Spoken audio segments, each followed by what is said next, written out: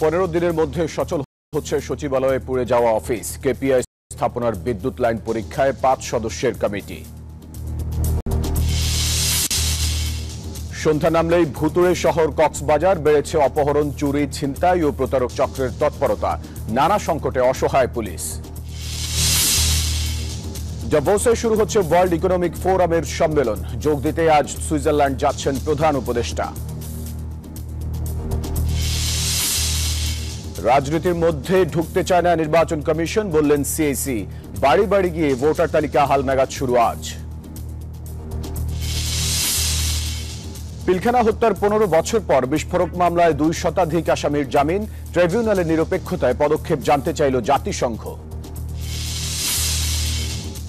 গাজায় যুদ্ধবিরতির প্রথম দিন 3 জিম্মিকে মুক্তি দিল হামাস। ছাড়া পেয়েছে 90 ফিলিস্তিনি। পরবর্তী জিম্মি মুক্তি আগামী শনিবার। এবং টি-20তে 400 রানের ম্যাচ দেখল বিপিএল। খুলনার 210 রানের টার্গেটে রাজশাহী থামল 202 রানে। বিফলে গেল বিজয়ের দুর্দান্ত সেঞ্চুরি।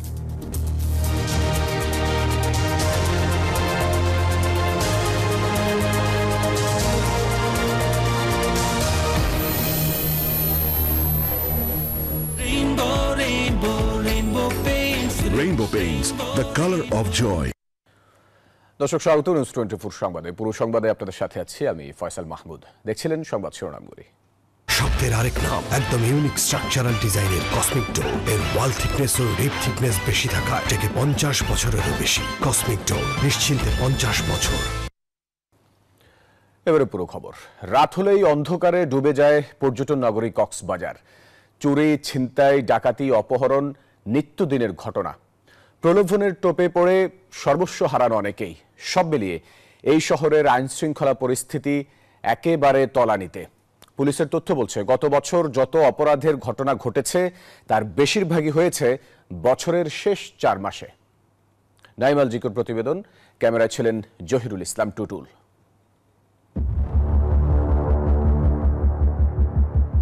কক্সবাজারের সুগন্ধা বিচ একটি যুগল উপভোগ করছিলেন বিশাল সমুদ্রের সৌন্দর্য।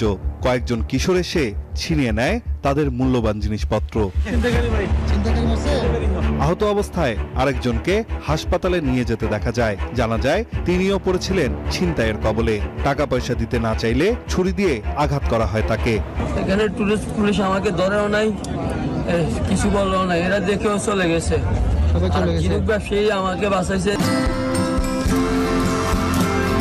বিশ্বের দীর্ঘতম এই সৈকতে ঘুরতে এসে প্রতিদিনই এমন পরিস্থিতির মুখে পড়েন পর্যটকরা। সন্ধ্যা নামলেই অন্ধকারে ডুবে যায় চারদিক। গোটা কক্সবাজারই পরিণত হয় অপরাধীদের অভয়ারণ্যে। বিচের বিভিন্ন জায়গায় একদম শূন্য, মানুষ শূন্য, তো ওইদিকে দেখা যাচ্ছে অন্ধকারের জন্য যাওয়া যাচ্ছে না। ভয়ে অনেকে সেফ মনে করছে না। কক্সবাজারে ছিনতাই হচ্ছে, এসব প্রতিনিয়ত শোনা যায়। অন্ধকার থাকার কারণে ফুটপাতে আমাদের ভয় করে চলতে হয়, এই জন্য লাইটটা থাকা খুবই জরুরি। পুলিশের তথ্য বলছে, গত বছর কক্সবাজারে 40টি ছিনতাই, 156টি চুরি, 13টি ডাকাতি এবং অপহরণের ঘটনা ঘটেছে 67টি, যার মধ্যে বছরের শেষ 4 মাসে ঘটে 106টি চুরি, 6টি ডাকাতি ও 17টি ছিনতাইয়ের ঘটনা। আর অপহরণের শিকার হন 48 জন। সেফটির কোনো, সিকিউরিটির কোনো থাকে না। এটা যদি প্রশাসন সন্ধ্যার পরে যদি এটা গার্ডে রাখে তাহলে হয়তো বা মেয়েদের একটু দিক দিয়ে সেফটির থাকে। আর এখানে ইফ টিচিং এরও অনেক প্রবলেম হয়। কিন্তু চলে আসছে যে আমাদের বারবার জিজ্ঞেস করতেছে এদিকে আসো, এদিকে আসো। তখন আমরা দেখছি যে অনেকগুলো ছেলে ফেলে আমরা সাথে সাথে আবার চলে আসি ওখানে। পুলিশ বলছে এসব সমস্যা সমাধানের চেষ্টা চলছে। তবে বাস্তবতা হলো পুরো নগর জুড়ে সিসিটিভি ক্যামেরা সক্রিয় মাত্র 14টির মতো। তাই অপরাধী চিহ্নিত করতে বেগ পেতে হচ্ছে। পর্যটককে অনেকটা হানি ট্র্যাপের মধ্য দিয়ে নিয়ে গিয়ে টাকা পয়সা নিয়ে যায়, এরকম অভিযোগ আমাদের কাছে আসছে। যারা এগুলোর সাথে জড়িত তাদেরকেও আইনের আওতায় আনার জন্য আমরা চেষ্টা করছি। কক্সবাজার নাগরিক আন্দোলন বলছে, শহরকে অপরাধ মুক্ত রাখতে নেই প্রশাসনের কার্যকরী ভূমিকা। সমন্বয়ের অভাব আছে দপ্তরগুলোর মধ্যেও। সরকারি প্রতিষ্ঠানগুলো রয়েছে, সেগুলো রশি টানাটানিতে মূলত আমরা সব কিছুতে পিছিয়ে যাচ্ছি। অপরাধ বাড়ছে, ছিনতাই বাড়ছে, জুবলি বাড়ছে, বিচ দখল হচ্ছে, সমুদ্র সৈকত দখল হচ্ছে। সবগুলোর মূলে হচ্ছে আমাদের রশি টানাটানি প্রতিষ্ঠানগুলো। এখান থেকে আমাদের একটা প্রতিষ্ঠান দাঁড় করানো উচিত, শুধুমাত্র যারা পর্যটন শিল্পকে প্রমোট করবে, পর্যটন শিল্পের সুযোগ সুবিধাগুলো নিশ্চিত করবে। এখনই পদক্ষেপ না নেওয়া গেলে ভবিষ্যতে কক্সবাজার পর্যটন শূন্য হয়ে পড়তে পারে বলেও মনে করছেন তারা। সড়কে বাতি থাকতেও নেই কোনো আলো, যার কারণে অন্ধকারে ডুবে গেছে পর্যটন নগরী কক্সবাজার। ফলে একের পর এক ঘটছে চুরি, ছিনতাই, ডাকাতির মতো ঘটনা। আর এসব সন্ত্রাসী কর্মকাণ্ড ঘটার কারণ হিসেবে সংশ্লিষ্ট দপ্তরগুলোর উদাসীনতাকেই দায়ী করছেন ভ্রমণ পিপাসু প্রতিটি মানুষ। Naim আলচিকো, news 24, Cox's Bazar.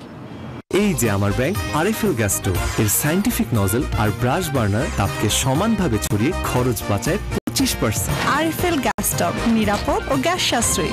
304 food grade stainless স্টিলে তৈরি, যা নিশ্চিত করে জংবিহীন সিঙ্কের আজীবন নিশ্চয়তা। আরএফএল কিচেন সিঙ্ক, স্বাস্থ্যকর কিচেনের চিরস্থায়ী সমাধান। সচিবালয় সহ কেপিআই-ভুক্ত সরকারের গুরুত্বপূর্ণ স্থাপনার বিদ্যুৎ লাইন পরীক্ষা নিরীক্ষার জন্য কমিটি গঠন করেছে গণপূর্ত মন্ত্রণালয়। একজন যুগ্ম সচিবকে প্রধান করে 5 সদস্যের কমিটিকে দ্রুত সময়ে প্রতিবেদন দিতে বলা হয়েছে। নিউজ 24-কে জানিয়েছেন গণপূর্ত সচিব হামিদুর রহমান খান। এদিকে পড়ে যাওয়া 4টি তলায় আগামী 15 দিনের মধ্যে কাজ শুরু হবে। অগ্নিকাণ্ডের ঘটনায় চূড়ান্ত তদন্ত রিপোর্ট আসবে ফেব্রুয়ারিতে। বিস্তারিত জানাচ্ছেন শাহনাজ ইয়াসমিন। 25 ডিসেম্বর গভীর রাতে সচিবালয়ের 7 নম্বর ভবনে আগুন লাগার 4 দিন পর নিছক দুর্ঘটনার তথ্য উঠে আসে প্রাথমিক তদন্ত প্রতিবেদনে। বৈদ্যুতিক শর্ট সার্কিট থেকে আগুন লাগতে পারে বলে জানানো হয়। তবে তদন্ত কমিটি ঘটনার পুঙ্খানুপুঙ্খ ব্যাখ্যার জন্য আলামত পাঠায় সিঙ্গাপুর এবং ইন্দোনেশিয়া। পূর্ণাঙ্গ প্রতিবেদন আসার পর আগুন লাগার প্রকৃত কারণ আরও পরিষ্কার হবে বলে জানান গণপূর্ত সচিব। সিসিটিভির যে ক্যামেরাতে দেখা যাচ্ছে স্পার্ক হয়েছে। বৈদ্যুতিক শর্ট থেকে যদি হয় বা লুজ কানেকশন থেকে যদি হয়, তাহলে তার পুরুলে যে চেঞ্জটা হবে ইলেকট্রিক ওয়্যারের, সেই চেঞ্জটা অন্য কোনো স্পার্কের সাথে মিলবে না। এটা হলো আমাদের বিশেষজ্ঞদের মতামত। সেই হিসাবে ওরা ওই চেঞ্জটা কি হয়েছে তার অবস্থানটা যেই না ওই রিপোর্ট পাইলে ওটা বলতে পারবেন। এইটা বইটার বিশেষজ্ঞরা ওনারা বলতে পারবেন এক্স্যাক্টলি। তো আমরা যেহেতু সময় লাগবে, মিনিমাম 1 মাস শুনতেছি আর কি এরকম। সচিবালয়ের ভবন রক্ষণাবেক্ষণের দায়িত্বে থাকা গণপূর্ত সচিব নিউজ 24-কে জানান, পুড়ে যাওয়া স্থানীয় সরকার, শ্রম, ডাক, টেলিযোগাযোগ ও যুব ক্রীড়া মন্ত্রণালয়ের 4টি তলার কাজ চলছে। দ্রুতই অফিস শুরু হবে। ম্যাক্সিমাম তো করিডোরটা করছে, আর পুরো বিল্ডিং এর যে প্লাস্টারগুলো ফেলতে হবে এবং আমার যেগুলো ফল সিলিং করা ছিল ওগুলো সব ফেলে দিতে হবে। ইলেকট্রিক কানেকশন তো সবগুলো নতুন করে আবার দিতে হচ্ছে। একটা ফ্লোরে 40টা 45টা থেকে 53টা পর্যন্ত রুম আছে। তো এই রুমগুলোর মধ্যে হয়তো টোটাল রুম পড়ছে 15টা ধরেন। আমরা 15 দিনের সময় দিছি পিডব্লিউডিকে, 15 দিনের মধ্যে শেষ করার কথা। ওরা আর 1 সপ্তাহ সময় বেশি চাচ্ছে। দেখা যাক, যদি 15 দিনের মধ্যে করা যায় তাহলে 15 দিনে শেষ হবে। এদিকে প্রশাসনের সর্বোচ্চ কেন্দ্র সচিবালয় অগ্নিকাণ্ডের ঘটনার পর কিছুটা নড়ে চড়ে বসে প্রশাসন। এবার সচিবালয় সহ কেপিআই-ভুক্ত স্থাপনার বিদ্যুৎ লাইন পরীক্ষার কাজে নেমেছে তারা। আমরা অলরেডি পিডব্লিউডি একটু কমিটি করে দিচ্ছে, অডিট কমিটি করে দেওয়া হয়েছে এবং এটা তারা রেগুলারলি মনিটর করবে, অডিট করবে, অডিট রিপোর্ট দিবে। তখন আমরা এটা এখন থেকে কেপিআই সবগুলো সচিবালয় নয় না, কেপিআই এর জন্য অডিট কমিটি করে দেওয়া হয়েছে। সচিবালয় ঢোকার গেটগুলো ছোট থাকায় ফায়ার সার্ভিসের গাড়ি ঢুকতে অসুবিধা হয়েছিল। এবার সেই গেট ভেঙে বড় করার চিন্তাও করছে গণপূর্ত মন্ত্রণালয়। শাহনাজ ইয়াসমিন, নিউজ 24, ঢাকা। বিজলি কেবলস যে কোনো স্থাপনার বৈদ্যুতিক সংযোগকে রাখে নিরাপদ। এর স্কিন কোটেড ইনসুলেশন সম্পূর্ণ ফায়ার রিটার্ডেন্ট, তাই বিজলি কেবলস নিজেই নিজেকে নেভায়। বিজলি কেবলস, নিরাপদ আজীবন। কোনো রাজনীতির মধ্যে ঢুকতে চায় না বর্তমান নির্বাচন কমিশন। কমিশনের সবাই সংবিধান অনুযায়ী কাজ করতে চান, নিশ্চিত করতে চান সুষ্ঠু গ্রহণযোগ্য ভোট। এসব কথা জানান প্রধান নির্বাচন কমিশনার AMM নাসিরউদ্দিন। ভোটার তালিকা হালনাগাদ কার্যক্রমে UNDP-র সরঞ্জাম সহায়তা হস্তান্তর অনুষ্ঠানে এসব বলেন তিনি। আজ থেকে শুরু হচ্ছে বাড়ি বাড়ি গিয়ে ভোটার তালিকা হালনাগাদ কর্মসূচি। গত কয়েক বছর ধরে রাজনৈতিক দলের নির্দেশ মানতে গিয়ে দেশের সামগ্রিক নির্বাচনী ব্যবস্থা ধ্বংস হয়ে গেছে, যে কারণে একদিকে ইসি বিতর্কিত হয়েছে, ভোটে আগ্রহ হারিয়েছে সাধারণ মানুষ। বদলে যাওয়া বাস্তবতায় সিইসি বলছেন কোনো পক্ষের রাজনীতিতে ঢুকতে চান না তারা, সুষ্ঠু ভোট করাই একমাত্র লক্ষ্য।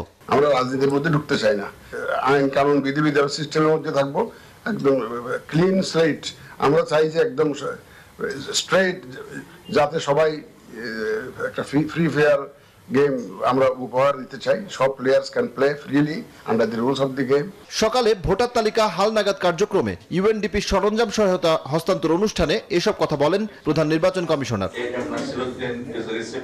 বাড়ি বাড়ি গিয়ে ভোটার তালিকা হালনাগাদ করার জন্য ল্যাপটপ, স্ক্যানার সহ অন্যান্য উপকরণ দিয়ে নির্বাচন কমিশনকে সহায়তা করছে ইউএনডিপি। এ সময় ইউএনডিপির প্রতিনিধিরা জানান, নির্বাচনে সহায়তা করার বিষয়ে রাজনৈতিক দল সহ সকল অংশীজনের সঙ্গে আলোচনা করছেন তারাও। নির্বাচন কমিশনের চাহিদা অনুযায়ী ইউএনডিপি পর্যালোচনা করছে কিভাবে সহায়তা দেওয়া যায়। রাজনৈতিক দল, সিভিল সোসাইটি সহ বিভিন্ন অংশীজনদের সাথে আলোচনা করছে। এরই অংশ হিসেবে ভোটার তালিকা হালনাগাদের মতো গুরুত্বপূর্ণ কাজে এই সহায়তা দেওয়া হচ্ছে। এই সহযোগিতা অব্যাহত থাকবে। ভোটার তালিকা হালনাগাদে সচেতনতা বৃদ্ধিতেও সহায়তা করবে ইউএনডিপি। পরে সিইসি এবারের ভোটার তালিকাকে বিতর্কের ঊর্ধ্বে রাখতে পারবেন বলে আশা প্রকাশ করেন। ৬৫,০০০ লোক কাজ করবে বিভিন্ন লেভেলে। তার মানে আমরা এটা huge programme, we have undertaken a huge programme, যাতে কুইকলি এই কাজটা আমরা within the time, specified time আমরা শেষ করতে পারি। গত ২ জানুয়ারি খসড়া ভোটার তালিকা প্রকাশ করে নির্বাচন কমিশন। হালনাগাদ খসড়া ভোটার তালিকা অনুযায়ী এখন দেশের মোট ভোটার ১২,৩৬,৮৩,৫১২ জন। সজল দাস, নিউজ 24, ঢাকা। সুইজারল্যান্ডের ডাভোসে আজ শুরু হচ্ছে বিশ্ব অর্থনৈতিক ফোরামের বার্ষিক সম্মেলন। এতে যোগ দিতে সোমবার ঢাকা ছাড়বেন প্রধান উপদেষ্টা ডক্টর মোহাম্মদ ইউনূস। সফরে বিশ্ব নেতাদের সাথে বৈঠকের পাশাপাশি দেশে বিনিয়োগ টানতে বাংলাদেশ সংলাপে যোগ দেবেন প্রধান উপদেষ্টা। রোববার ফরেন সার্ভিস একাডেমিতে ব্রিফিংয়ে এসব তথ্য জানান প্রধান উপদেষ্টার উপপ্রেস সচিব। শান্তির দেশ সুইজারল্যান্ডে বসছে ওয়ার্ল্ড ইকোনমিক ফোরামের বার্ষিক সম্মেলন। তীব্র শীত ও তুষার উপেক্ষা করে ২০ থেকে ২৪ জানুয়ারি পর্যন্ত সুইস পর্বতমালার রিসোর্টে একত্রিত হবেন ব্যবসায়ী ও রাজনৈতিক নেতারা। দাভোস বিশ্ব অর্থনৈতিক ফোরামে স্বাগত জানাতে পুরো দমে প্রস্তুত। সম্মেলনে যোগ দিতে ৪ দিনের সফরে সোমবার সুইজারল্যান্ডে যাচ্ছেন প্রধান উপদেষ্টা ডক্টর মোহাম্মদ ইউনূস। এই সফরে বিদেশি বিনিয়োগ বৃদ্ধি ও বিনিয়োগকারীদের আস্থা ফেরানোর চেষ্টা করবেন তিনি। ফোরামে এবার প্রথমবারের মতো বাংলাদেশ নিয়ে সংলাপ হবে। রোববার ১৯ জানুয়ারি সন্ধ্যায় ফরেন সার্ভিস একাডেমিতে এক ব্রিফিংয়ে এই তথ্য জানান প্রধান উপদেষ্টার উপপ্রেস সচিব আবুল কালাম আজাদ মজুমদার। সংলাপের আয়োজক ওয়ার্ল্ড ইকোনমিক ফোরাম। বাছাইকৃত দেশগুলোকেই সংলাপের সুযোগ দেয়া হয়, এবার বাংলাদেশকে দেয়া হবে। মাননীয় প্রধান উপদেষ্টাকে আমন্ত্রণ জানানো হয়েছে এবং উনি তাদের আমন্ত্রণ গ্রহণ করেছেন। বাংলাদেশে আসুন, বাংলাদেশে এখন ব্যবসার পরিবেশ সহজ করা হচ্ছে, বিনিয়োগের পরিবেশ উন্নততর হচ্ছে। আপনারা বাংলাদেশে বিনিয়োগ করুন, বাংলাদেশের অর্থনৈতিক অগ্রগতিতে আপনারা শামিল হন। এই আহ্বানটাই থাকবে মূলত বিনিয়োগকারীদেরকে প্রতি। প্রসঙ্গত গত বছরের ৮ আগস্ট অন্তর্বর্তী সরকার ক্ষমতা নেয়ার পর যুক্তরাষ্ট্র দিয়ে প্রথম বিদেশ সফর শুরু করেন ডক্টর ইউনূস। নিউ ইয়র্কে জাতিসংঘের অধিবেশনে যোগ দেন তিনি। দ্বিতীয় সফরে নভেম্বরে আজারবাইজানে COP29 সম্মেলনে যোগ দেন। সবশেষ প্রধান উপদেষ্টা D8 সম্মেলনে যোগ দিতে ডিসেম্বরে মিশর সফর করেন।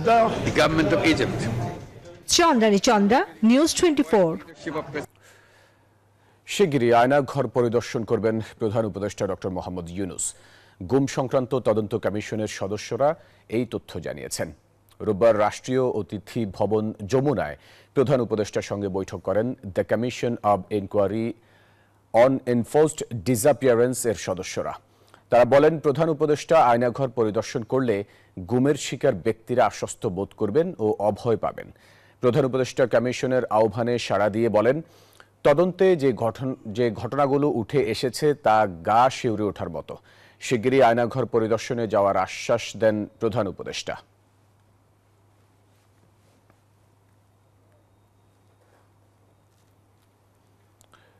রাজধানীর পিলখানা হত্যাকাণ্ডের ঘটনায় বিস্ফোরক আইনের মামলায় জামিন পেলেন ২ শতাধিক আসামি।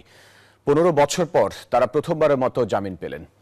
রাষ্ট্রপক্ষের আইনজীবীরা বলেন, হত্যা মামলায় খালাস পাওয়ার পর যাদের বিরুদ্ধে হাইকোর্টে আপিল করা হয়নি তারা জামিন পেয়েছেন। আদালতের আদেশ পাওয়ার পর তাদের স্বজনরা আনন্দে কান্নায় ভেঙে পড়েন। জুলাই বিপ্লবের পর নানা কারণেই কয়েকবার পিছিয়েছে বিডিআর বিদ্রোহের ঘটনায় হত্যা মামলার খালাসপ্রাপ্ত ও সাজা ভোগ করা আসামিদের জামিন এবং বিস্ফোরক মামলার সাক্ষ্য গ্রহণ শুনানি। বিশেষ আদালতের স্থান বদল জটিলতায় কেটেছে অনেক সময়। রবিবার সকালে কেরানীগঞ্জের কেন্দ্রীয় কারাগারে স্থাপিত এই অস্থায়ী আদালতে শুরু হয় বিস্ফোরক মামলার বিচার। প্রথমেই রাষ্ট্রপক্ষের কাছে ওই দিনের নারকীয় হত্যাকাণ্ডের বর্ণনা করেন সাবেক সেনা কর্মকর্তা মেজর সৈয়দ ইউসুফ ইকবাল। পরে তাকে জেরা করেন আসামি পক্ষের আইনজীবীরা। এরপর শুরু হয় জামিনের শুনানি। এই সময় হত্যা মামলায় খালাস পাওয়া বেশিরভাগ আসামিদের জামিন দেন ঢাকার বিশেষ ট্রাইব্যুনাল 2-এর বিচারক ইব্রাহিম মিয়া। যারা আগে খালাসপ্রাপ্ত হয়েছিলেন এবং তাদের বিরুদ্ধে মহামান্য সুপ্রিম কোর্টের হাইকোর্ট বিভাগে রায় পরিবর্তন হয়েছে বা কারো বিরুদ্ধে আপিল পেন্ডিং আছে, এই আসামি ব্যতি রেখে অন্যান্য খালাসপ্রাপ্ত আসামিদেরকে জামিন মঞ্জুর করা হলো। 200-রও অধিক আসামির জামিন হওয়ায় সন্তোষ জানিয়েছেন আসামি পক্ষের আইনজীবীরা। জামিনের জন্য হকদার ছিল প্রায় 500-র উপরে। আজকে আমরা মাননীয় আদালতে এই আসামিদের পক্ষে সবার পক্ষে আমরা জামিনের আবেদন করেছিলাম। 250 মানুষ তাদেরকে আজকে মাননীয় আদালত জামিনে মুক্তি দিয়েছেন। এদিকে জামিন শুনানির কারণে দেশের বিভিন্ন প্রান্ত থেকে ছুটে আসেন স্বজনরা। জামিন হওয়ায় আনন্দে আবেগ আপ্লুত হয়ে কান্নায় ভেঙে পড়েন অনেকেই। অনেকদিন চাকরি করে আমার ভাইয়ের জীবন থেকে 16টা বছর নষ্ট হয়ে গেছে। আমরা চাই যারা জড়িত ছিল সেটাই হোক না কেন, তার বিচার হোক। আলোচিত বিডিআর বিদ্রোহের ঘটনায় বিস্ফোরক মামলার সাক্ষ্য গ্রহণের পরবর্তী শুনানি 10 ফেব্রুয়ারি। মাসুদা লাবনী, নিউজ 24, ঢাকা। জুলাই হত্যাকাণ্ডের বিচারের জন্য কারিগরি সহায়তা ও প্রশিক্ষণের আশ্বাস দিয়েছে জাতিসংঘ, এমনটি জানিয়েছেন আন্তর্জাতিক অপরাধ আদালতের চিফ প্রসিকিউটর তাজুল ইসলাম। রোববার জাতিসংঘের আবাসিক সমন্বয়কারী গোয়েন লুইজের সঙ্গে সাক্ষাৎ শেষে কথা জানান তিনি। জাতিসংঘের প্রতিনিধিকে ট্রাইব্যুনালের বিচার কার্যক্রমের অগ্রগতি সম্পর্কে জানান তিনি। বলেন, সংস্থাটির পক্ষ থেকে কোনো ধরনের সহযোগিতার প্রয়োজন আছে কিনা সে বিষয়ে জানতে চেয়েছেন জাতিসংঘের আবাসিক প্রতিনিধি।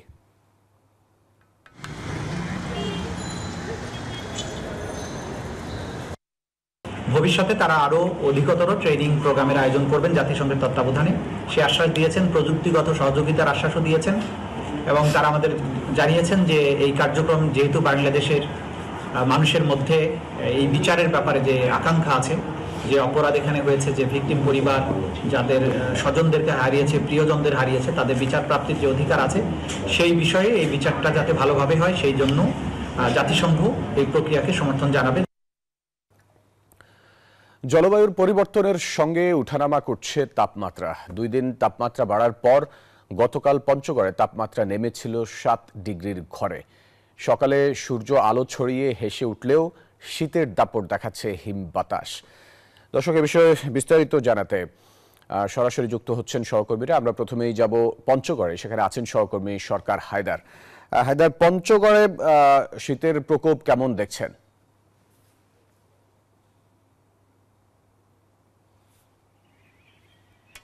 ফয়সাল, আপনাকে ধন্যবাদ এবং শুভ সকাল। পঞ্চগড়ে গতকালকে কিন্তু 7.9 ডিগ্রি সেলসিয়াস তাপমাত্রা নির্ণয় করা হয়েছিল। মৃদু শৈত্যপ্রবাহ বয়ে যাচ্ছিল পঞ্চগড়ের উপর দিয়ে, কিন্তু আজকে কিন্তু সেইটা মৃদু শৈত্যপ্রবাহ আর নেই। আজকে কিন্তু 11.3 ডিগ্রি সেলসিয়াস তাপমাত্রা নির্ণয় করা হয়েছে, কিন্তু ঘন কুয়াশায় কিন্তু আচ্ছাদিত হয়ে আছে পঞ্চগড়। আমরা যদি ক্যামেরার চোখে দেখাই তাহলে আমরা দেখব যে সবকিছু কিন্তু আচ্ছাদিত হয়ে আছে এবং এখন পর্যন্ত কিন্তু সূর্যের দেখা মিলবে কিনা এরকম সম্ভাবনাও বোঝা যাচ্ছে না। এবং এই ঘন কুয়াশার কারণে কিন্তু সাধারণ খেটে খাওয়া মানুষ কিন্তু অস্বস্তিতে পড়েছে। তারা কিন্তু এখনো ঘর থেকে বের হচ্ছেন না এবং তারা কিন্তু কাজে না যাওয়ার ব্যাপারে একটু অস্বস্তিতে রয়েছেন এবং এই ঘন কুয়াশা আসলে কতক্ষণ কাটবে সেটাও বোঝা যাচ্ছে না। এবং আমরা প্রধান যে সড়কগুলো, বিশেষ করে যে সড়কগুলোতে যান চলাচল করে, সেই সড়কগুলোতে কিন্তু যানবাহন চলছে কিন্তু একদম লাইট জ্বালিয়ে, এবং লাইট জ্বালিয়ে কিন্তু তাদেরকে গাড়ি চালাতে হচ্ছে। এবং হাসপাতাল সূত্রে আমরা যেটা জেনেছি যে হাসপাতালে গত কয়েকদিনের যে রোদ এবং সূর্যের দেখা মিলেছিল, সেই কারণে কিন্তু শীতজনিত রোগের যে প্রাদুর্ভাব ঘটেছিল সেটা কিন্তু অনেকটা কমে এসেছিল। কিন্তু এখন কিন্তু যে এরকম শীত আরো শুরু হয়েছে, সেইটাতে কিন্তু এই রোগের প্রাদুর্ভাব আবার ঘটতে পারে বলে আশঙ্কা করছেন চিকিৎসকরা। আমাদেরকে আবহাওয়া অফিস যেটা জানিয়েছে যে আগামীতে এই জানুয়ারি ফেব্রুয়ারি মাসে কিন্তু মাঝারি মৃদু এবং তীব্র শৈত্যপ্রবাহ এই জেলার উপর দিয়ে বয়ে যেতে পারে বলে তারা আমাদেরকে জানিয়েছেন।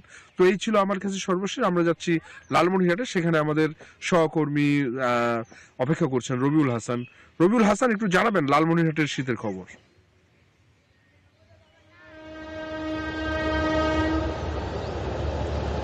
ধন্যবাদ হায়দার। আপনি যেমনটি বলছিলেন, লালমনিরহাটে কিন্তু আজকে কনকনে শীত এবং গোটা জেলা মিলে কিন্তু কুয়াশা আচ্ছন্ন রয়েছে। এই কুয়াশায় কিন্তু বিশেষ করে মানুষের শীতের তীব্রতাটা কিন্তু বেশি পড়েছে এবং মহাসড়কগুলো কিন্তু এই কুয়াশার কারণে যানবাহনগুলো কিন্তু হেডলাইট জ্বালিয়ে চলাচল করছে এবং গোটা এলাকায় কিন্তু কুয়াশা আচ্ছন্ন রয়েছে এবং গতকালকেও কিন্তু কুয়াশার কারণে কিন্তু অনেকেই কষ্টে দিন পার করছেন। পাশাপাশি আজকে কিন্তু লালমনিরহাট জেলার সর্বনিম্ন তাপমাত্রা 11.2 ডিগ্রি সেলসিয়াস বলে আমাদের আবহাওয়া অফিস জানিয়েছেন। পাশাপাশি তার আরো একটু বিষয় জানাচ্ছেন, আগামীতে মৃদু শৈত্যপ্রবাহ বয়ে যেতে পারে বলে একটি আশঙ্কা করেছেন আবহাওয়া অফিস। এদিকে এই ঠান্ডায় কিন্তু গ্রাম অঞ্চলের মানুষ কিন্তু এখনো খড়কুটা জ্বালিয়ে শীত নিবারণের চেষ্টা করছে এবং পাশাপাশি হাসপাতালগুলোতে আমরা খোঁজ খবর নিয়ে দিচ্ছি। হাসপাতালগুলো কিন্তু শিশু ও বৃদ্ধ রোগীর সংখ্যা বাড়ছে, বিশেষ করে নিউমোনিয়া, জ্বর এবং ডায়রিয়ায় কিন্তু আক্রান্ত হচ্ছে হাসপাতালগুলোতে এবং ইনডোর এবং আউটডোরে কিন্তু তারা চিকিৎসা নিয়ে বাড়ি ফিরছে। পাশাপাশি তিস্তা চর এলাকার মানুষ কিন্তু বেশি এই ঠান্ডায় কাবু হয়ে পড়ছে। এই ছিল আমার কাছে সর্বশেষ। ফিরে যাচ্ছি স্টুডিওতে ফয়সালের কাছে। রবিউল, আপনাকে ধন্যবাদ আমাদের সাথে যুক্ত হওয়ার জন্য।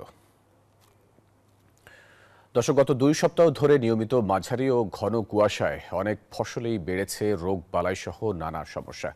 এ বিষয়ে বিস্তারিত জানাতে রাজবাড়ী থেকে যুক্ত হচ্ছেন সহকর্মী মিঠুন গোস্বামী। মিঠুন, এই যে 2 দিন তীব্র তাপমাত্রা বৃদ্ধির পরে আবারও শীত পড়েছে, এতে শাকসবজির কি সমস্যা হচ্ছে? আপনার কাছে কি তথ্য আছে, একটু জানান আমাদেরকে। শুভ সকাল ফয়সাল, আপনাকে ধন্যবাদ। আমি এই মুহূর্তে রয়েছি রাজবাড়ী জেলার একটি কৃষি মাঠে। সেই মাঠে আমরা এসে সকাল থেকেই দেখেছি যে যেহেতু গত 2 সপ্তাহ ধরে কিন্তু কুয়াশা প্রবাহিত হচ্ছে, যার কারণে বিশেষ করে রবি যে ফসলগুলো, সেই ফসলগুলোর ব্যাপক ক্ষতি হয়েছে। আমি এই মুহূর্তে একটি সরিষা ক্ষেতে রয়েছি, আমি পাশে আলু ক্ষেত আছে, হালি পেঁয়াজের চাষ হচ্ছে। সব জায়গায় আমি দেখেছি বিষয়টা কুয়াশার কারণে কিন্তু প্রচন্ড রোগবালাইয়ের একটি কথা কৃষকরা বলেছে। এতে কিন্তু এই যে সরিষার ফলনের ব্যাঘাত ঘটছে, এছাড়াও আলু গাছের কিন্তু ফলনের ক্ষতি হচ্ছে। আলু গাছ প্রথমে হলুদ হয়ে যাচ্ছে, তারপরে গাছগুলো মারা যাচ্ছে। এছাড়াও আমরা রসুন ক্ষেতে রয়েছি, এই রসুন ক্ষেতটাও আমরা দেখেছি যে রসুনে কয়েকদিনের কুয়াশার কারণে কিন্তু এক ধরনের পচলা রোগের সংক্রমণ দেখা যাচ্ছে। এতে কৃষকরা কিন্তু একটু বিপাকে পড়েছে, কারণ এই মুহূর্তে যদি ফসলের এই ধরনের ক্ষতি হয় তাহলে ফসলের যে উৎপাদন সেটি কিন্তু ব্যাহত হবে। আমরা এছাড়াও হালি পেঁয়াজের মাঠে গেছেছি, সেই মাঠটিতেও কিন্তু দেখেছি যে মাঠে প্রচুর পরিমাণে হালি পেঁয়াজের চাষ হচ্ছে, যে পেঁয়াজটি কিন্তু এই পচলা রোগের কারণে, কুয়াশার কারণে যে পচলা রোগ, এর কারণে কিন্তু অনেকটাই ফলনে ব্যাঘাত ঘটবে, এমনটি কিন্তু কৃষকরা বলেছে। এছাড়াও আমরা কৃষি বিভাগের সঙ্গে রাজবাড়ী জেলা কৃষি বিভাগের সঙ্গে কথা বলেছি। তারা আমাদেরকে বলেছে রাজবাড়ী জেলায় এবছর 4,000 হেক্টর জমিতে শাকসবজির চাষ হচ্ছে, এছাড়াও 50,000 হেক্টর জমিতে পেঁয়াজের আবাদ হচ্ছে। সব মিলে যদি বলি যে কুয়াশার কারণে কিছুটা ফলনের ব্যাঘাত ঘটছে। এতটুকুই ছিল রাজবাড়ী থেকে আমার কাছে সর্বশেষ তথ্য। আমি ফিরে যাচ্ছি স্টুডিওতে। ফয়সাল। মিঠুন, আপনাকে ধন্যবাদ আমাদের সাথে যুক্ত হওয়ার জন্য। দর্শক, সংবাদের সময় হলো একটা বিরতি, ফিরছি আরো খবর নিয়ে, সাথে থাকুন।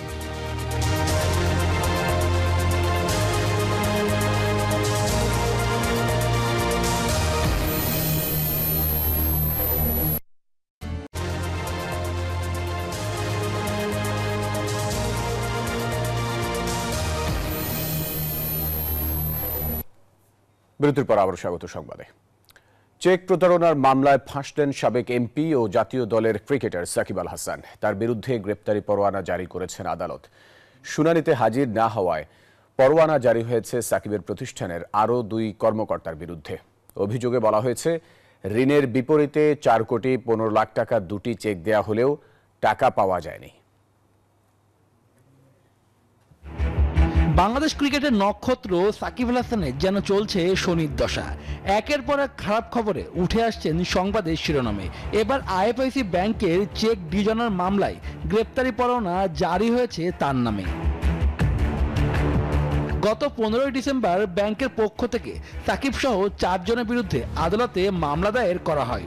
অপর আসামিরা হলেন সাকিব আল হাসান এগ্রো ফার্মের managing director Gazi Shahgir Hossain, director Imdadul Haque ও মালাইকার বেগম। 18 ডিসেম্বর আদালত আসামিদের হাজির হওয়ার সমন জারি করেন। দেশের বাইরে থাকায় মিস্টার অলরাউন্ডার হাজির হতে পারেননি আদালতে। আদালতে আজকে আসার কথা ছিল, সে আসেনি। তো স্বাভাবিকভাবে বিচার প্রক্রিয়ার যে নিয়ম, আদালত যদি সমন দিয়ে থাকে আর যদি সমনটা জারি হয় আর দায়ীদারকে যদি আপনি উপস্থিত না হন, তাহলে আপনার বিরুদ্ধে পরবর্তী স্টেপ হলো আপনার বিরুদ্ধে গ্রেপ্তারি পরোয়ানা জারি করা, যে আপনাকে পুলিশ আদালতে ধরে নিয়ে আসবে। কোম্পানিটি 2017 সালে ওয়ার্কিং ক্যাপিটাল হিসেবে 1 কোটি এবং টার্ম লোন হিসেবে 1.5 কোটি টাকা বনানী শাখার আইএফআইসি ব্যাংক থেকে নেয়। পরবর্তীতে ওয়ার্কিং ক্যাপিটাল হিসেবে নেওয়া টাকা সময় মতো পরিশোধ না করায় ব্যাংকটি এই টাকা মেয়াদি লোনে পরিবর্তন করে। টাকা ফেরত চেয়ে কয়েক দফা নোটিশ দেওয়ার পর কোম্পানিটি ব্যাংকে চলতি বছরের 4 ডিসেম্বর 4 কোটি 14 লাখ টাকার 2টি চেক দেয়। তবে সংশ্লিষ্ট অ্যাকাউন্টে যথেষ্ট টাকা না থাকায় চেক বাউন্স করে।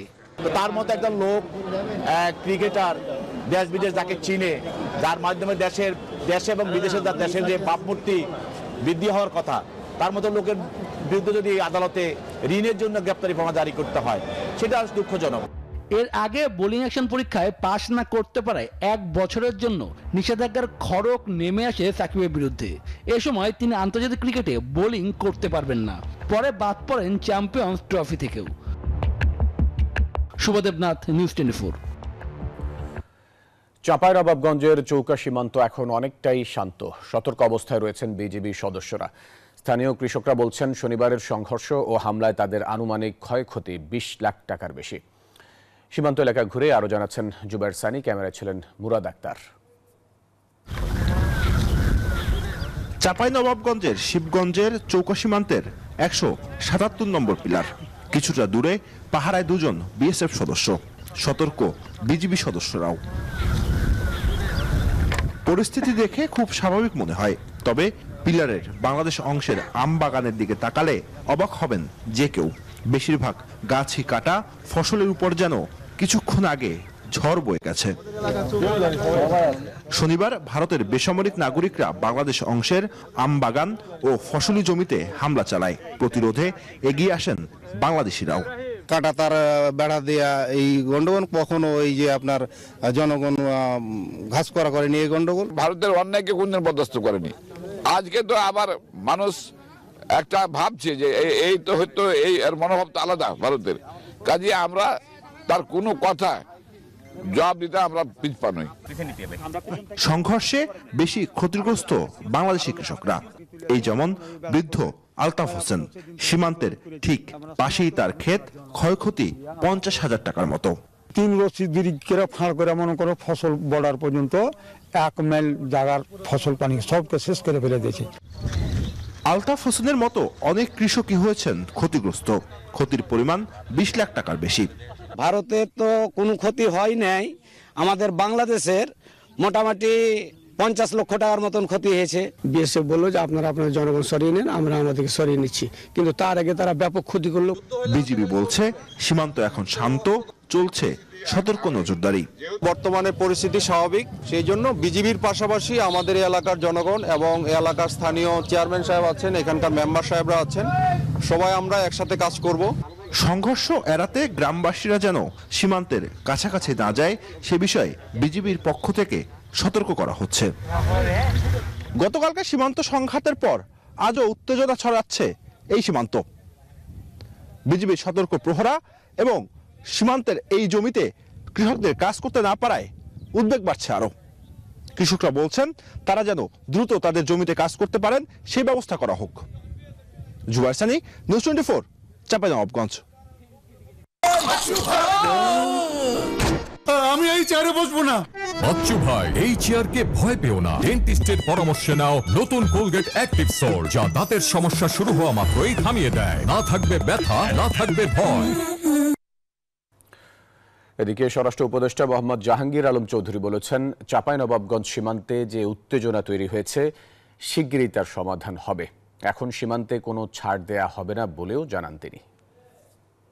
এসএফ এবং বিজেপির ভিতর আলোচনার মাধ্যমে এটা একটা সমাধান হয়ে গেছে। আর ওই জানেন বর্ডার বেল্টে ওই কিছু কিছু জায়গা আছে যে জায়গায় ওই এই পার্টি ওই পার্টি ওখানে যায়, এরা এদিকে আসে, এই সমস্যাটা আছে এবং এটা অচিরেই সমাধান হয়ে যাবে। বিজেপি কিন্তু সবসময় সীমান্তে অ্যালার্ট আছে এবং আমাদের সীমান্ত সম্পূর্ণভাবে সুরক্ষিত আছে।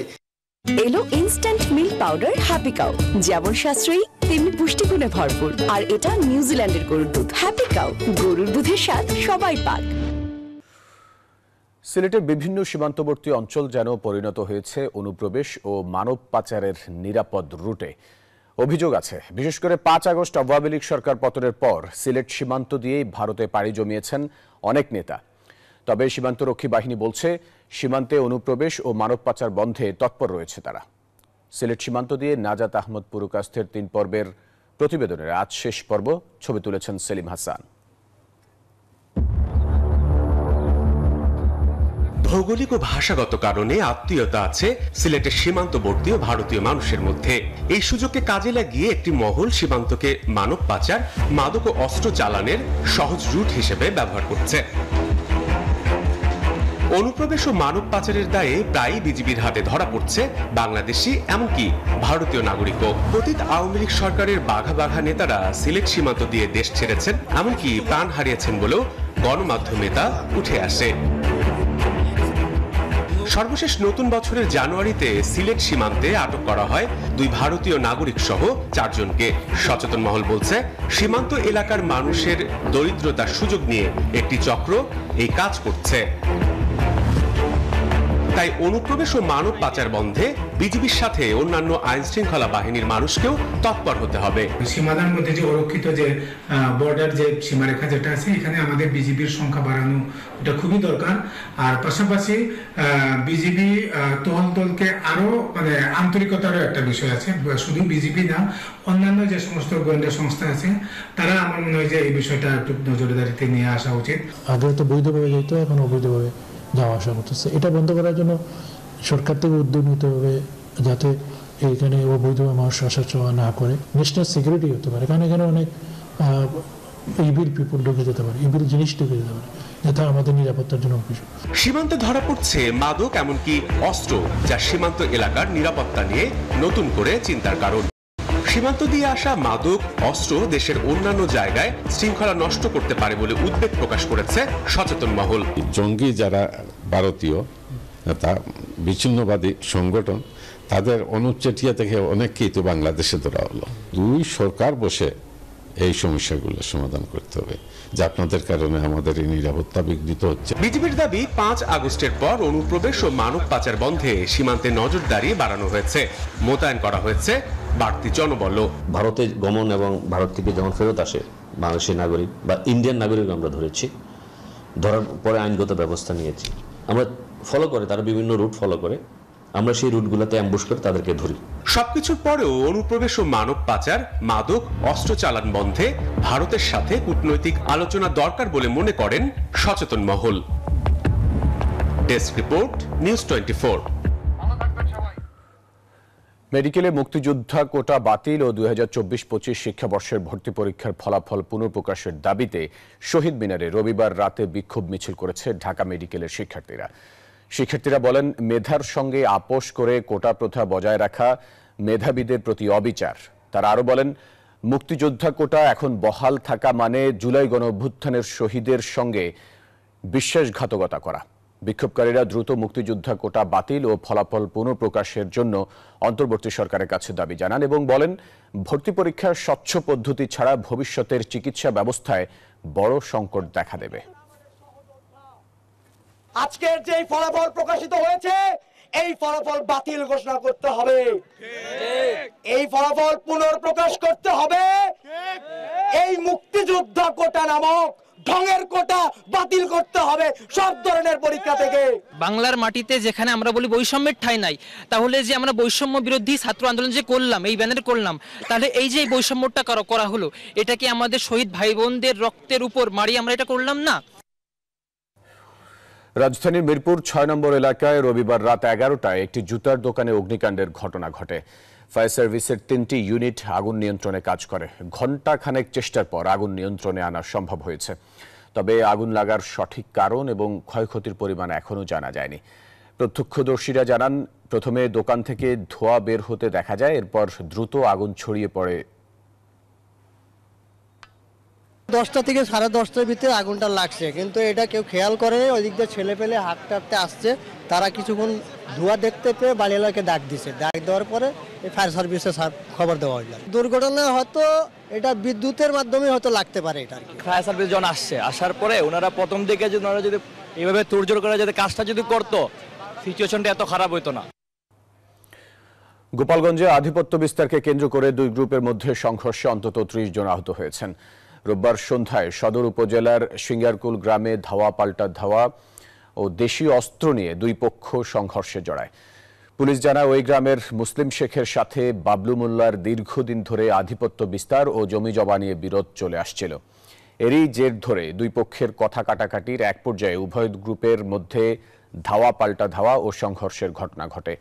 ঘটনাস্থলে অতিরিক্ত পুলিশ মোতায়েন করা হয়েছে বলে জানায় পুলিশ।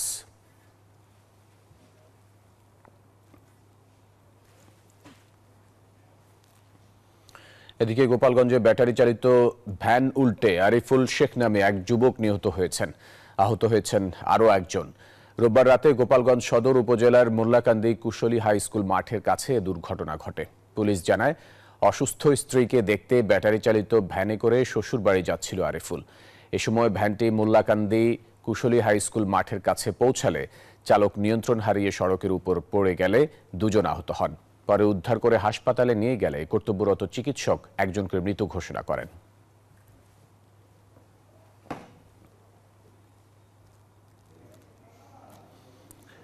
সময় হলো আরো একটা বিরতি, ফিরছি আরো খবর নিয়ে, সাথে থাকুন।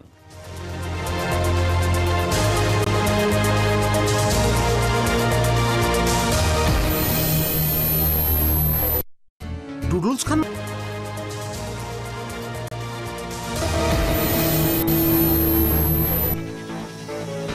বিরতির পর আবার স্বাগত সংবাদে। এগিয়ে চলছে বিশ্ব ইজতেমার প্রথম পর্বের মাঠ প্রস্তুতির কাজ। এরই মধ্যেই ৭৫% কাজ শেষ। পুলিশ বলছে, অন্যান্য বারের চেয়ে এবার বাড়তি নিরাপত্তা নেওয়া হচ্ছে। আগামী ৩১ জানুয়ারি শুরু হবে মুসলিম বিশ্বের দ্বিতীয় বৃহত্তম জামায়াত ৫৮তম বিশ্ব ইজতেমার প্রথম পর্ব। জাহাঙ্গীর আলমের তথ্য ছবিতে চলছে বাঁশ শামিয়ানা দিয়ে মাঠ তৈরির কাজ।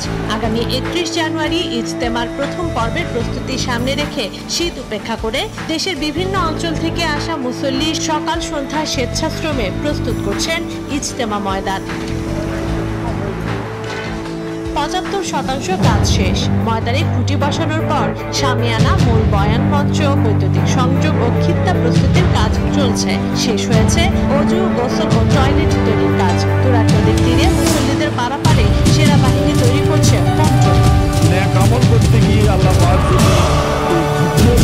আমলটুকু যদি আল্লাহ কবুল করে, এর উসিলা হয়তো আল্লাহ পাক রোজ কিয়ামতের ময়দানে আমাদের নাজাতের উসিলা করে দিতে পারেন।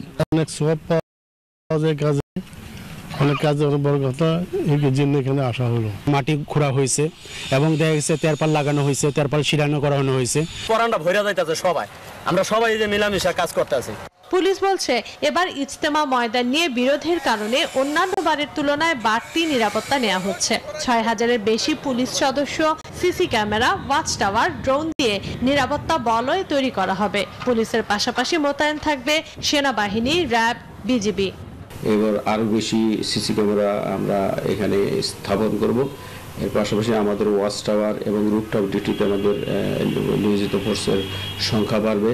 আমরা গত বছর আমাদের 3টি সেক্টরে ডিউটি মোতায়েন ছিল, এই বছর আমরা আরেকটি সেক্টর বৃদ্ধি করেছি। প্রথম পর্বের ইজতেমা চলবে 2 ফেব্রুয়ারি পর্যন্ত। 7 ফেব্রুয়ারি দ্বিতীয় পর্বের ইজতেমা শুরু হয়ে শেষ হবে 9 ফেব্রুয়ারি। Desk report, news 24। এবারে অর্থ বাণিজ্য সংবাদ।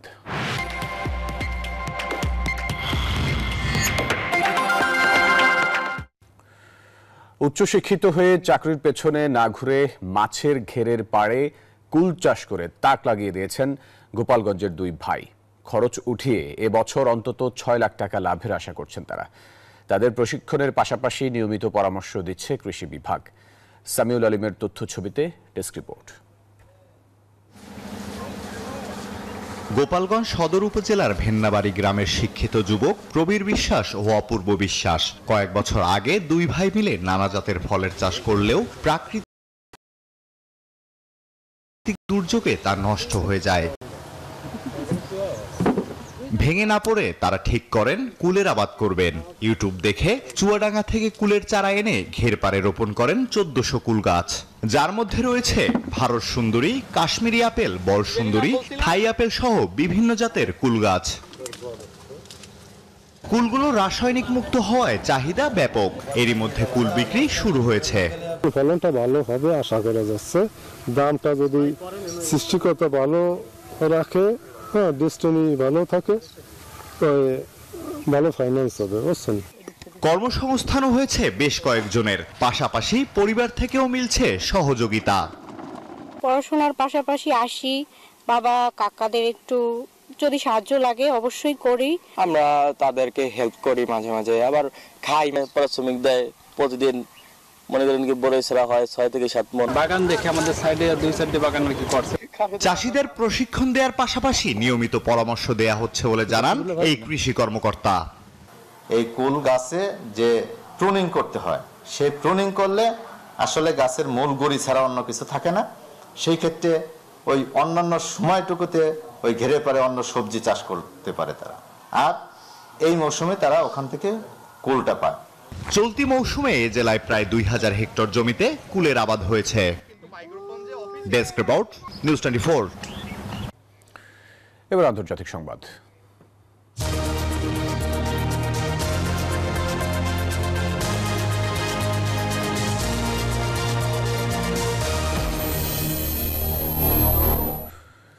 ফিলিস্তিনের গাজা উপত্যকায় বহুল প্রতীক্ষিত যুদ্ধবিরতি শুরুর পর প্রথম দিনে 3 ইসরায়েলি জিম্মিকে মুক্তি দিয়েছে হামাস।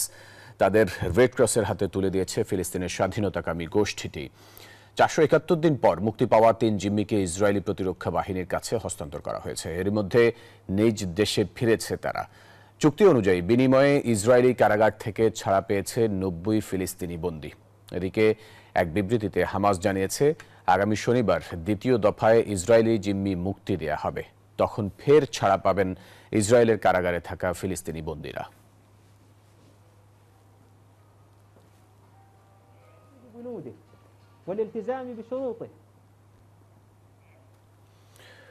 ভারতের পশ্চিমবঙ্গের হুগলির বাঁশবেড়িয়ায় গঙ্গা নদীতে ডুবে গেছে ছাই বোঝাই একটি বাংলাদেশি কার্গো জাহাজ। সূত্রে জানা গেছে ডুবে যাওয়া জাহাজটির নাম এডি বসিরুদ্দিন কাজী। ত্রিবেণীর Bandel thermal power station BTPS থেকে ছাই নিয়ে ফিরছিল বাংলাদেশের ওই কার্গো জাহাজ। সেখান থেকে দেশে ফেরার পথে হুগলি জেলার বাঁশবেড়িয়ার কাছে এ দুর্ঘটনা ঘটে। ইতিমধ্যে জাহাজটিকে উদ্ধারে কাজ শুরু করেছে উদ্ধারকারীরা। শ্রমিকরা জানান, জাহাজের সব ছাই খালি করতে সপ্তাহখানেক লেগে যেতে পারে। এরপর জাহাজ মেরামত করে বাংলাদেশে ফিরিয়ে আনা হবে।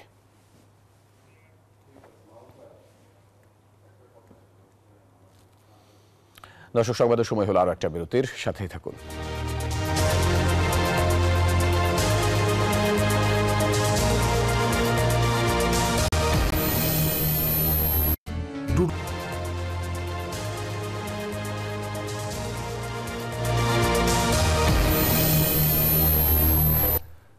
বিরতির পর আবারও স্বাগত সংবাদে। এবারে জানাবো খেলার সংবাদ।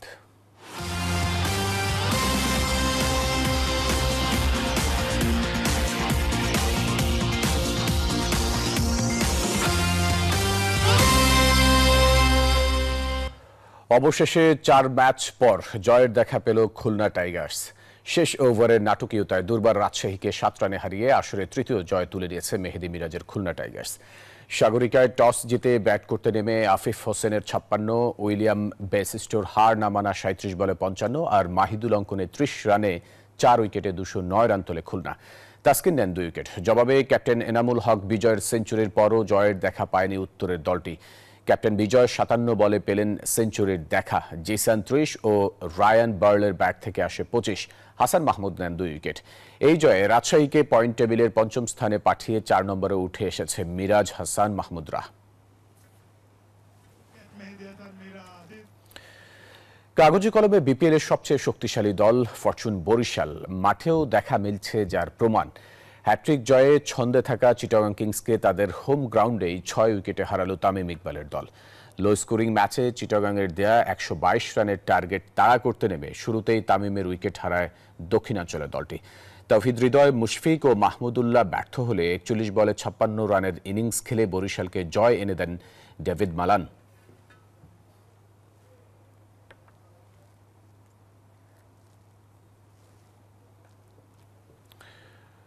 আইসিসি অনূর্ধ্ব 19 নারী টি-20 বিশ্বকাপে নিজেদের দ্বিতীয় ম্যাচে আজ অস্ট্রেলিয়ার নারীদের বিপক্ষে মাঠে নামবে বাংলাদেশ। মালয়েশিয়ার বাঙ্গিতে 2 দলের লড়াই শুরু হবে সকাল 8:30টায়। এই ম্যাচে জয়ের বিকল্প কিছুই ভাবছে না জুনিয়র টাইগ্রেসরা। এর আগে বিশ্বকাপের উদ্বোধনী দিনে নেপালকে হারিয়ে শুভ সূচনা করেছে বাংলাদেশের মেয়েরা।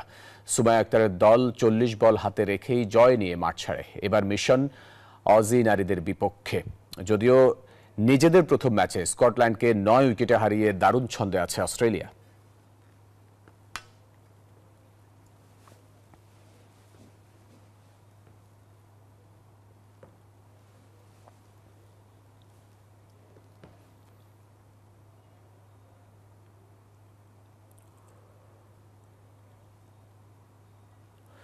দর্শক, ছিল নিউজ 24 সংবাদে। আরো সংবাদ ও বিশ্লেষণ জানতে ভিজিট করুন news24bd.tv-তে। এতক্ষণ সাথে থাকার জন্য ধন্যবাদ সবাইকে।